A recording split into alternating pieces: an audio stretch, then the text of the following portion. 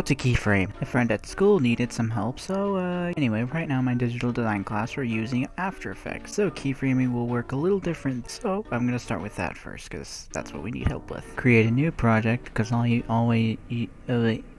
whatever composition thing you want. Good job, you have your thingy now. I'm so tired. Add your object thingy. If you want, you can even add text. In my case, though, I'm gonna add Blippi. Good job, you have an object to play around with. I'm still tired. On to keyframing. Keyframing is when something goes from point A to point B. Let's see, I want Blippi to move from left to right. How do I do that? Easy. Make sure you're selecting your object. Click these circle things to place your first ever keyframe. Yay! Move to another part of the timeline. Move your object. It should auto-place a new keyframe. Go back to frame 1, hit play.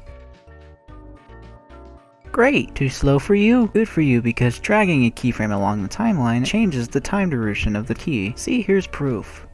Doesn't the movement feel a bit too straight? That's when Bezier comes into play. You can hold down Alt to zoom in on the timeline. Select whatever keyframes you want smooth. Right-click a keyframe. The interpolation button. Change linear to Bezier. Right-click and select a keyframe again. Click the assistance button. Hit Easy Ease. Play back your video.